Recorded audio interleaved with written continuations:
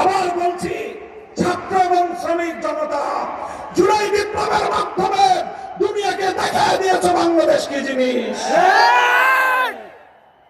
তবে একটু কাম বাকি আছে, তোমাদের অর্ধেক হচ্ছে, অর্ধেক বাকি আছে।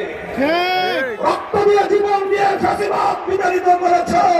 আরেকটা লড়াই করতে হবে, আরেকটা সংগ্রাম করতে হবে, আরেকটা বিপ্লব করতে হবে আল্লাহ নবীর কোরআনের শাসন কায়েমের জন্য।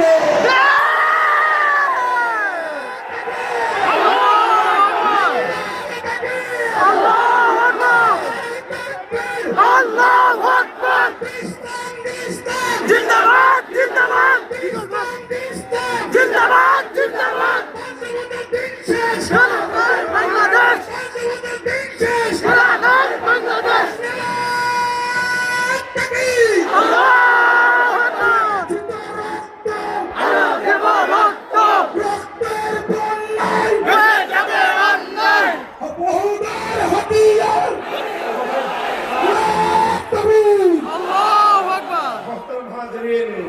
নিয়তকে খালেজ করেন, আল্লাহর জন্য জীবন দেন, আল্লাহর জন্য যৌবন দেন, আল্লাহর জন্য ত্যাগ আর কোরবানি স্বীকার করেন, আল্লাহর জন্য জেল খাটেন, আল্লাহর জন্য জুলুম সহ্য করেন। এটা অনেক অনেক অনেক বেশি দামে আল্লাহ কিনে নেবেন, অনেক মূল্য দিবেন। আল্লাহ যে মূল্য দিবেন তার লক্ষ কোটি ভাগের এক ভাগ মূল্য আর কেউ দিতে পারবে না। কাজেই জীবন যখন বেচবো কার কাছে বেচবো? যৌবন যখন বিক্রি করবো কার কাছে বিক্রি করবো? হক্কানি আলেমদের কাছ থেকে জিজ্ঞাসা করে দিবেন। শুধু এতটুকু পরামর্শ থাকলো, যারা উলামায়ে কেরাম তাদের উপরে আপনার আস্থা বিশ্বাস আছে। আবার আলেমদেরকে চিনার জন্য একটা কথা বলি, যেই সকল আলেমদের মধ্যে দেখবেন আল্লাহর ভয় আছে, দুনিয়ার ধান্দা কম আছে, ওই সকল আলেমদের সাথে পরামর্শ করবেন। মুহতারাম হাজিরিন, এলোমেলো কিছু কথা বললাম। আমার শুরুতে যেই কথাটা বলেছিলাম, আসলেই আমি একটা কথা বলে আপসেট হয়ে আছি।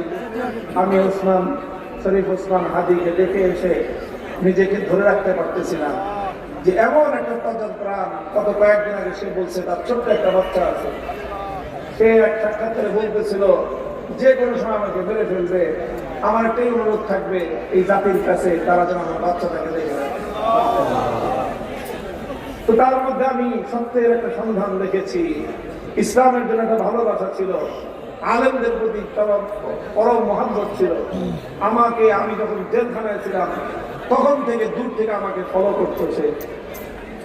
তো আল্লাহ পাকের কাছে আমরা সকলেই দোয়া করব, আমাদের এই ভাই সে একটা প্রতীক জুলাই বিপ্লবের। যারা জুলাই বিপ্লবকে সহ্য করতে পারে নাই তারা একে একে এই সকল প্রতীকগুলোকে দূরে সরায় দিয়ে, জমিন থেকে সরায় দিয়ে এই জাতিকে ভয় পাইয়া দিতে চায়। তারা দেখতে চায় এই দেশ, এই জাতি ভয় পায় কিনা। যদি ভয় পায়, যদি তুমি ভয় পাও তবে তুমি শেষ, যদি তুমি রুখে দাঁড়াও তবেই তুমি বাংলাদেশ। ইনশাআল্লাহ ইনশাআল্লাহ আমাদের তো হারানোর কিছু নেই, বলেন ঠিক না ঠিক? আল্লাহ পাক রব্বুল ইজ্জত আমাদেরকে কবুল করেন, আল্লাহ দ্বীনের জন্য কবুল করেন। এই জন্য যুবকরা, বিশেষ করে ইয়াংরা, তওবা করো, ভুল পথ থেকে ফিরে আসো সঠিক পথে। অবশিষ্ট জীবন, অবশিষ্ট যৌবনের শক্তি ব্যয় করবো কার পথে?